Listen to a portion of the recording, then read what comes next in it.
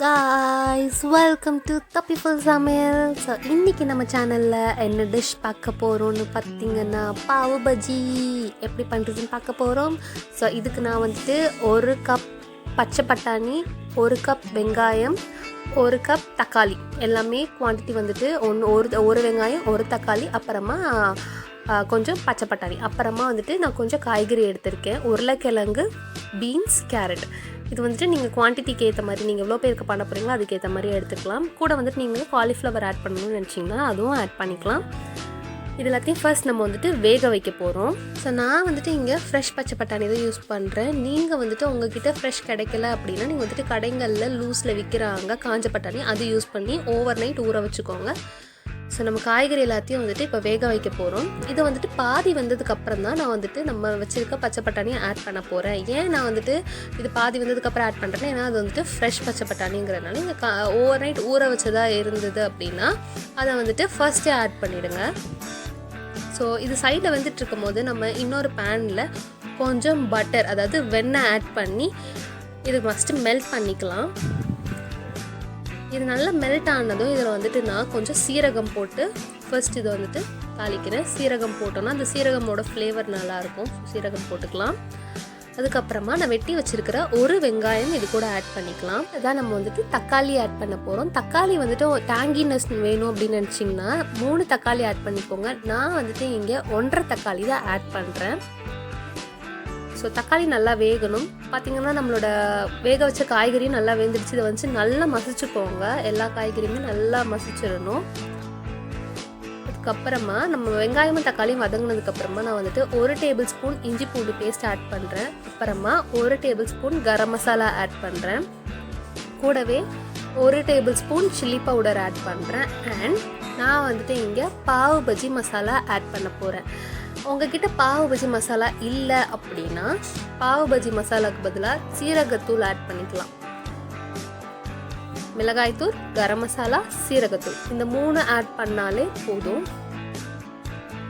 இதுக்கு வந்துட்டு எண்ணெய் யூஸ் பண்ணாதீங்க, பட்டர் யூஸ் பண்ணுங்கள். பட்டர் யூஸ் பண்ணாதான் ஹோட்டலில் பண்ணுற மாதிரியான அதே ஃப்ளேவர் உங்களுக்கு கிடைக்கும்.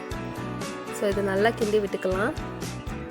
பாவ் பஜ்ஜி மசாலா யூஸ் பண்ணுறீங்க அப்படின்னா 2 table spoon pav bhaji masala add பண்ணிக்கோங்க. காரமாக இருக்கும் அப்படின்னு நினைக்க வேணாம். காரமாக இருக்கும்னு நினச்சிங்கன்னா நீங்கள் சில்லி பவுடர் இதில் ஆட் பண்ண வேண்டாம். ஸோ நான் வந்துட்டு 2 table spoon pav bhaji masala add பண்ணியிருக்கேன். ஸோ இப்போ இதை கிண்டின உடனே நமக்கு வந்துட்டு ரொம்ப ட்ரை ஆகிடும். ஸோ இதை வந்துட்டு லைட்டாக வதங்கின உடனேவே நம்ம வந்துட்டு வேக வச்சு மசிச்சு வச்சுருக்க காய்கறிகளை இது கூட ஆட் பண்ணிக்கலாம்.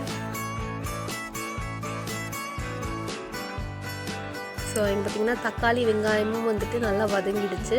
ஸோ இந்த ஸ்டேஜில் நான் வந்துட்டு நம்ம வேக வச்சு நல்லா மசிச்சு வச்சுருக்க காய்கறியை இது கூட ஆட் பண்ணிக்கிறேன். காய்கறியில் இருக்க தண்ணியை வடிச்சிடாதீங்க, அந்த தண்ணி தான் இதுக்கு மெயின். ஏன்னா அதில் தான் எல்லா ஃப்ளேவர்ஸ், எல்லா ப்ரோட்டீன்ஸ், விட்டமின்ஸ் எல்லாமே அதில் தான் இருக்கும். ஸோ அந்த தண்ணியை வடிச்சிடாதீங்க, தண்ணியோடு சேர்த்து மசிச்சு வச்சுக்கோங்க.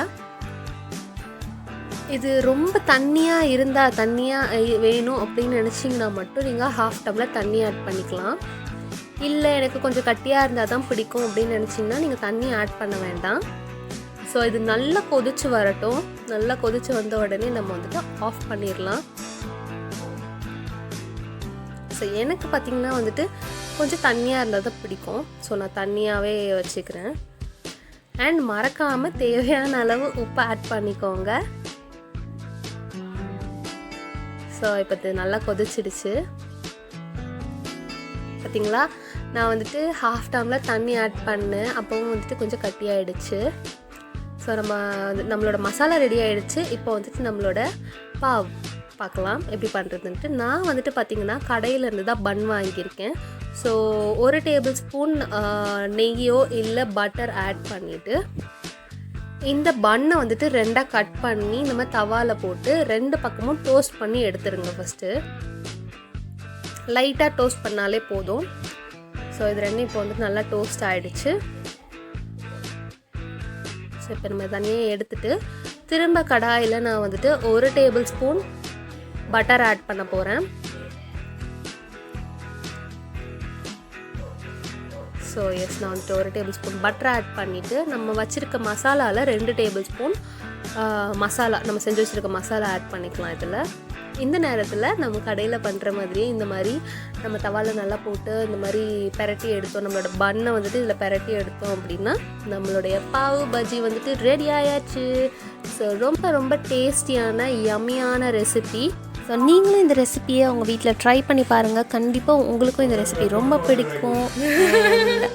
நிறைய பேர் நம்ம சேனலை வந்துட்டு பார்க்குறீங்க, பட் வந்துட்டு சப்ஸ்கிரைப் பண்ண மாட்டேங்கிறீங்க. ஸோ உங்களுக்கு எப்படி சப்ஸ்கிரைப் பண்ணுறதுன்ட்டு ஒரு வீடியோ ஒன்று போட்டிருக்கேன். ஸோ நம்ம சேனல் ஓப்பன் பண்ணுங்கள், அங்கே சப்ஸ்கிரைபுன்னு இருக்கும், அதை கிளிக் பண்ணிட்டு பக்கத்தில் இருக்க பெல் சிம்பலையும் கொடுத்துருங்க. ஸோ பார்த்திங்கன்னா நம்மளோட வீடியோஸ் எல்லாமே இதில் டிஸ்பிளே ஆகும்.